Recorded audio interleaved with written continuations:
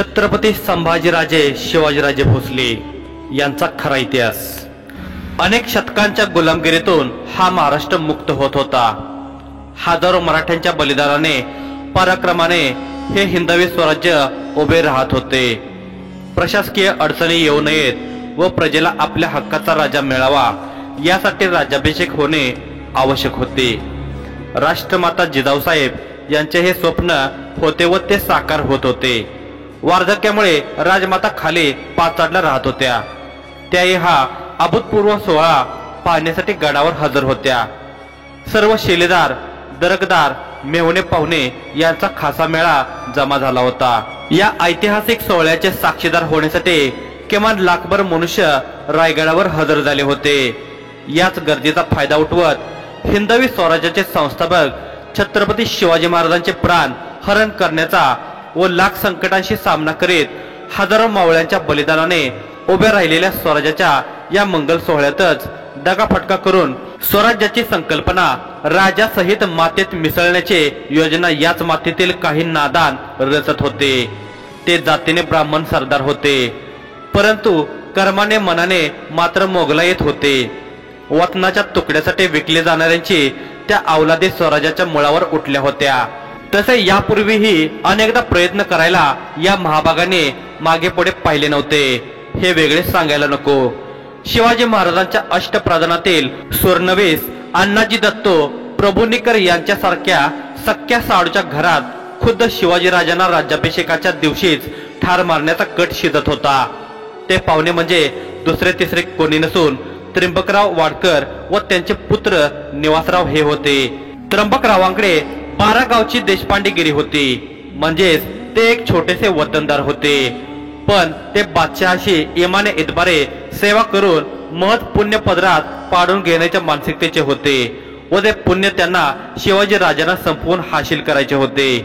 याच त्र्यंबकरावाच्या घरात नवीन सुनबाई आल्या होत्या। तिचे नाव गोदा। गोदाचे माहेर रायगडाजवळचे माड हे गाव। त्याने अनेकदा पाचाड रायगड पाहिलेले, भेटी दिलेल्या, त्यामुळे छत्रपती शिवाजीराजाबद्दल तिला खूपच आपुलकी होती।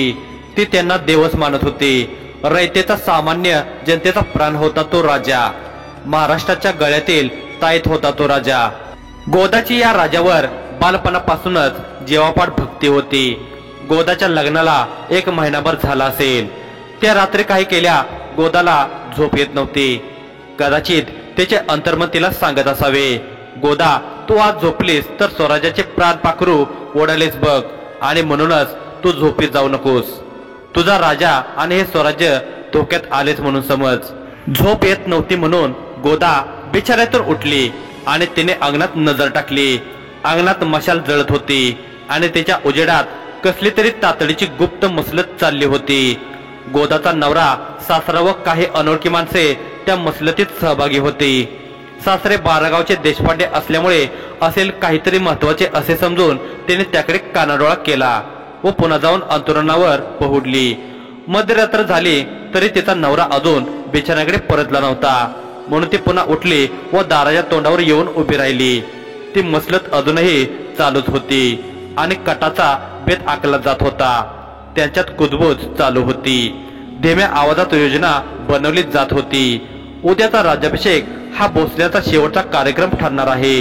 रायगडावर 41 निधड्या छातीचे धारकरी पोहोचलेत। सकाळीच महाराजांची अंबारी होळीच्या माळावर जाण्याच्या वेळी वाघ दरवाजावरची तोफ पेटवायची आणि शिवप्रभूंचा शेवट करायचा असा तो बेत होता। तोफ उडताच इशारा होणार होता व रायगडाच्या आजूबाजूच्या झाडीत आडुशाला लपलेले मोगल त्यांचा तोफखाना बाहेर पडून रायगडावर हमला करणार होते। एवढा महाभयंकर बेत रचला जात होता। राजासह राजधानी आणि मराठ्यांचे स्वराज्य गिळंकृत करण्याचा। हे सर्व कानावर पडले आणि गोदा बिचारी अस्वस्थ झाली। काय करावे आणि काय नाही असे तिला वाटू लागले। कसे वाचवू राजाला, मराठ्याच्या पंचप्राणाला? तिने निश्चय केला व ती सताड परसदाराकडे धावली। तिकडे वाडकरांची पागा होती। त्या पागेतले तिने जीन सामान घेतले व त्या पागेतला सर्वात वेगवान घोडा पाखऱ्या तिने आपल्या भरारीसाठी निवडला। वाऱ्याच्या वेगाने तिला ही बातमी रायगडावर पोहोचवायची होती। स्वराज्याचे पंचप्राण वाचवायचे होते। वेगाने तिचा घोडा पाकऱ्यात दौडला आणि पहाटेच्या आसपासच ती पाचाडला येऊन पोचली। उजाड्यापर्यंत ती गडाच्या चित दरवाजापर्यंत पोहोचली होती। तेवढ्यात तिच्या घरच्यांना याचा सोगावा लागला होता की घरातून सून गायब आहे व पागेतला एक घोडाही, त्यामुळे नक्कीच बेत फुटण्याची शक्यता होती। म्हणून त्याने पाठलाग करायला एव्हाना सुरुवातही केली होती। गोदा घोड्यावरून उतरली व वेगाने दरवाजाकडे धावली। मोठ्याने ओरडू लागली, दार उघडा, दार उघडा, घात झालाय, राजाच्या जीवाला धोका आहे। पण पहारेकरी मात्र तिला आत घेईनात। स्वराज्याचा शिरस्ताच होता तो। सूर्योदय होईपर्यंत दरवाजा कोणासाठीही न उघडण्याचा। राजा असला, सेनापती असला तरीही गडकऱ्यांना सक्त आदेश होता तो। ते बिचारे पालन करीत होते स्वराज्याच्या नियमावलीचे। गोदाच्या म्हणण्याकडे अर्जीकडे त्यांनी डोळेझाक केली होती। तिच्या कळवळण्याचा काही उपयोग झाला नाही। पण निरोप राजापर्यंत पोहोचणे व त्यांचे प्राण कोणत्याही प्रकारे वाचवणे हे तिचे कर्तव्य बजावायलाच ती इथपर्यंत आली होती। अशी थोडीच माघार घेणार होती ती चित दरवाजाच्या पश्चिमेकडे सरकली व वर जाण्याचा एखादा मार्ग शोधू लागली। सुदैवाने पावसाळ्यात किल्ल्यावर पडणारं पाणी बाहेर पडण्यासाठी पुसाटीच्या बाजूला एक छोटेसे भोक पाडले होते। गोदाने त्याच अरुंद भोकातून कसेही वर चढण्याचा निश्चय केला आणि नाना प्रकारे प्रयत्न करून बिचारी एकदाची त्या अरुंद बेळातून वर आली। अनेक ठिकाणी जखमा झालेल्या, अंग सोलटून निघालेले, पण त्याची तमा नव्हती। स्वराज्याचे पंचप्राण वाचवणे हे एकच ध्येय तिच्या डोळ्यासमोर होते। वर आल्यावर गोदाने पहारेकरांना विनंती केली की कोणत्याही परिस्थितीत मला राजांना भेटायचे आहे, महत्वाचा निरोप आहे। पण पहारेकरी तिला सोडत नव्हते, राजांची भेट होऊ देत नव्हते।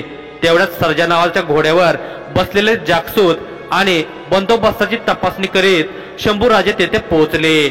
शंभूराजांसोबत कवी कलश, ज्योताजी केसरकर, रायप्पा इत्यादी विश्वासू सहकारी होते। गडावर काहीतरी धोका असल्याचा युवराजांना सोगावा लागला असल्यानेच ते रात्रभर जागून जातीने सर्व पहारे व चौक्या यांची पाहणी करीत होते। शंभूराजांना पाहताच गोदाने तिकडे धाव घेतली व राजांच्या जीवाला धोका असल्याचे सांगितले। सर्वांच्या पुढे बोबाटा होऊ नये म्हणून शंभूराजाने त्यांच्या सहकाऱ्यांना गोदाला ताबडतोब सदरेवर घेऊन येण्याचे फरमावले। तेथे येसोबाई हजर होत्या। त्याने गोदूकडून सर्व हकीकत ऐकली व राजांच्या जीवाला नक्की धोका असल्याचे शंभूराजे, येसोबाई व त्यांच्या सहकार्याच्या लक्षात आले। शंभूराजाने लगेचच सर्वांना आपल्या मोर्चावर पाठवून बेत हाणून पाडण्याचा प्रबंध केला। शिवाय कटाचे सूत्रधार वाडकर पितापुत्रांना सापडतील तेथून धरून आणण्याचा आदेश दिला। राजाने गोदाला संरक्षण पुरवले होते व निर्धास्त होऊन पुढील कामास लागले होते। आता गोदा येसोबाईंच्या सोबतीला होती व तिच्या जीवाचा धोका टळला होता।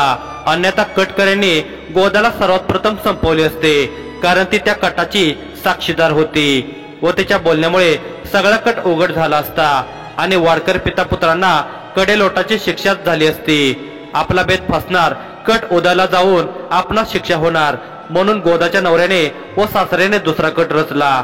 शंभूराजाने गोदाला पळवून आणले असे बदनाम करण्याचे ठरवले। त्याचप्रमाणे त्यांनी मोठा कांगाव करून शंभूराजांना पुरते बदनाम करण्याचा अयशस्वी प्रयत्न केला होता। महाराजांपुढे खोट्या अर्जाचा न्याय मागू लागले। जाणत्या राजाने चौकशी करून न्याय केला जाईल असा शब्द दिला। त्याप्रमाणे स्वराज्याचे मुख्य न्यायाधीश काजी मुल्ला हैदर व शंभूराजांच्या सावत्र माता सोयराबाई यांना अनुक्रमे गोदाचे प्रकरण व आत्मघात करून महाराजांना मारण्याचा कट याची चौकशी करण्याचे काम सोपवले।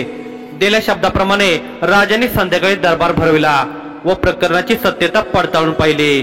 त्या गोदाला पळवून आणल्याचा शंभूराजावर आरोप होता। ती बिचारी शपथ घेऊन सांगत होती, मराठ्यांच्या राजाला मारण्याचा बेत हाणून पाडण्यासाठी ती स्वतः येथपर्यंत आली होती। शंभूराजांचा यात दुरूनही संबंध लागत नव्हता। मुख्य न्यायाधीश मुल्ला काजी हैदर यांना आपला तपास जाहीर करण्याचा राजाने आदेश दिला। तसे न्यायाधीशाने आपली केलेली चौकशी दरबारासमोर प्रकट केली। शंभूराजांच्या माहितीप्रमाणे वाघ दरवाजाजवळ राजांच्या जीवाला धोका होता हे सिद्ध झाले होते, कारण त्या ठिकाणी पोचलेली दारू आतिषबाजीची नव्हती। शिवाय बारूद खाण्याच्या बाजूला काही संशयित लोक फिरत होते।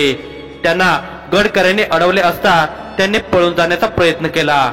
काही कड्यावरून पळता पळता कोसळले त्यांचा शोध घेतला जात आहे। गडकरी कान्होजी यांनीही या गोष्टीची पुष्टी केली। चौकशी पूर्ण झाली आणि प्रकरणाची सत्यता पटली। शंभूराजे निर्दोष होते, परंतु त्यांच्या चारित्र्यावर केलेला खोटा आरोप मात्र बखरकारांनी त्यांच्या भाळावर कायमचा गोंदवला।